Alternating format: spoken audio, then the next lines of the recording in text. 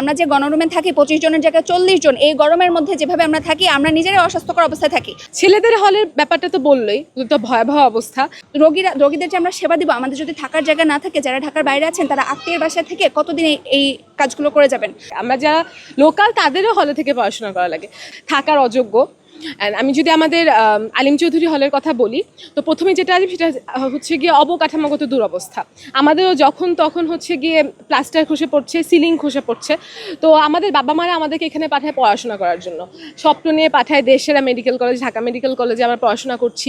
কিন্তু সেখানে আমরা ঘুম থেকে ওঠা পর্যন্ত বেঁচে থাকবো কি না সেই চিন্তাই যদি আমাদের বাবা মার করা লাগে, তাহলে এইটাকে কতভাবে আমরা দেশসেরা মেডিকেল কলেজ বলতে পারবো আমি জানি না। আমাদের যে 1 মাস ধরে সবকিছু বন্ধ, কেন টনক নড়ছে না? তাহলে কি তারা কেউ মারা যাবে তারপরে টনক নড়বে তাদের?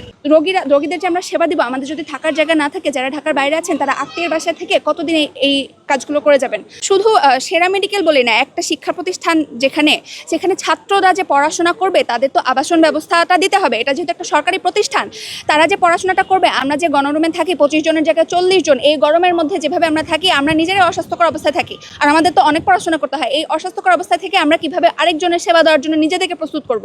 আমরা যখন ঘুমাই তখন যদি প্যারেন্টসদের এই চিন্তা করতে হয় যে মাথার মধ্যে ছাদ ভেঙে পড়বে, এটা কি কোনোভাবে গ্রহণযোগ্য? দেশে সেরা মেডিকেল যেটাকে বলা হয়, সেখানে 1 মাস ধরে আমরা তাদেরকে বিভিন্নভাবে আবেদন করছি, বিভিন্নভাবে তাদেরকে বোঝানোর চেষ্টা করছি যে তাড়াতাড়ি পদক্ষেপ গ্রহণ করে আমাদেরকে ক্লাসে ফিরান। আমাদের সব কার্যক্রম বন্ধ এবং আমাদের যে নবাগত শিক্ষার্থী 82 ব্যাচের, ওরা এখনো পর্যন্ত ওদের যে অন্য ব্যাচের যে অন্য মেডিকেল সবাই ক্লাস শুরু করে 1 সপ্তাহ ক্লাস করে ফেলেছে, ওরা এখনো ক্লাসে পা রাখতে পারে না। কারণ আমরা যারা এখন ক্লাস করছি তারাই সব বন্ধ করে রেখেছি, কারণ আমাদের ক্লাসের ছাদ ভেঙে পড়ে। হলের একটা যে কোনো বিল্ডিংয়ের প্রধান যে স্থাপনা, সেটা তো আমাদের পিলার, সেই পিলার পর্যন্ত খসে পড়ছে। তা থেকে শুরু করে আমাদের যে ছাদ, 4 তলার যে ছাদ, তা কন্টিনিউয়াসলি ভেঙে পড়ছে এবং কয়েকদিন আগে 2 তলার ছাদও ভেঙে পড়েছে ওয়াশরুমের। সো এইখানে যে এই ভবনটা বসবাসের অযোগ্য, এটা পিডাব্লিউডিও জানে এবং তারা 4 তলা পরিচিত ঘোষণা করেছে। কিন্তু একটা বিল্ডিংয়ের 4 তলা যদি এরকমভাবে খসে পড়ে বা অনিরাপদ হয়, অবশ্যই পুরো ভবন নিরাপদ না। সো এই 4 তলা ভেঙে পড়ছে, কয়েকদিন পরে 3 তলা ভেঙে পড়বে। এই ঘটনা এবং দুর্ঘটনা যাতে না হয়, দ্যাটস ওয়াই আমরা এখনই আন্দোলনটা করছি, যাতে দ্রুততম সময়ের মধ্যে বিকল্প আবাসন হয়। এবং অলরেডি K82 ওরিয়েন্টেশন বয়কট করেছে এবং তাদের থাকার কোনো জায়গা নেই।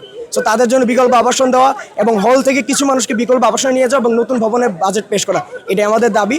এবং এই দাবি যাতে দ্রুত বাস্তবায়িত হয়, তাহলে আমরা আমাদের ক্লাস দ্রুত শুরু করতে পারবো। তারা যে এক সপ্তাহ ধরে তাদের যে উদ্দীপনা ছিল যে আমরা চান্স পেয়েছি, ক্লাসে যাব, সব মেডিকেল ক্লাস করছে, ঢাকা মেডিকেল এখনো ক্লাস স্টার্ট করতে পারেনি। এটা কি অনেক লজ্জার ব্যাপার না?